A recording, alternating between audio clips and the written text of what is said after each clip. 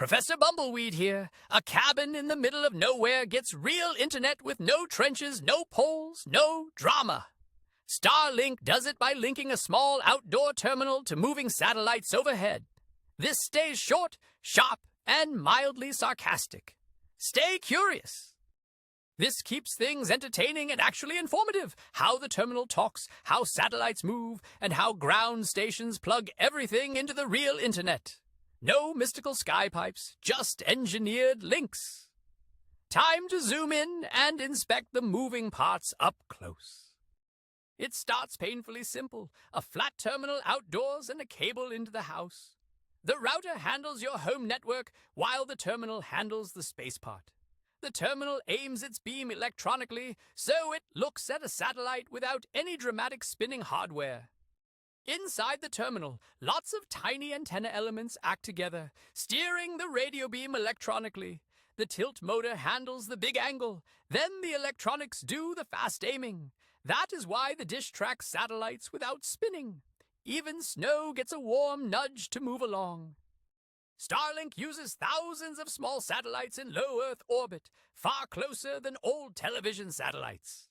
Falcon 9 rockets release stacks of satellites, which spread into coordinated orbital shells. Each satellite carries antennas, power from solar panels, and computers that route your data.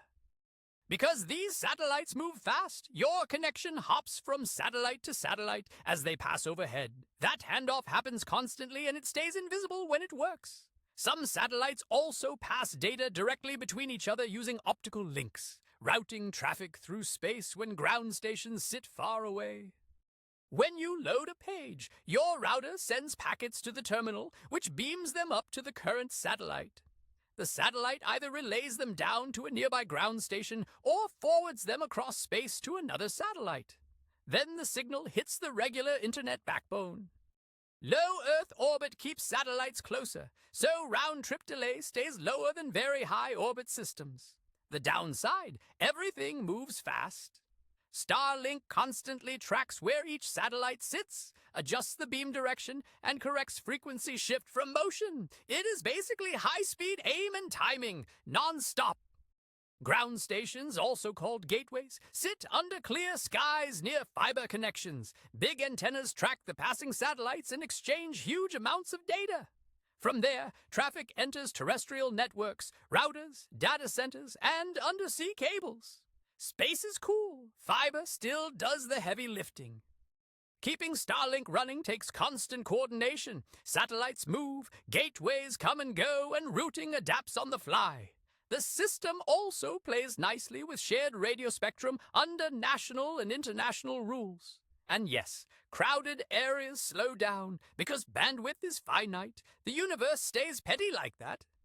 Starlink covers wide areas by keeping satellites spread around Earth in multiple orbital planes. As satellites move, their beam footprints sweep across the ground like roaming spotlights. Your terminal simply grabs the best passing link. It feels global because the constellation keeps moving, not because one satellite covers everything. Starlink needs a clean view of the sky. Trees, buildings, and even a badly placed roof edge block signals. Heavy rain and snow weaken radio waves, so links fade during storms. Speeds vary with network load. It is not magic. It is geometry and weather. So the picture on the screen sums it up.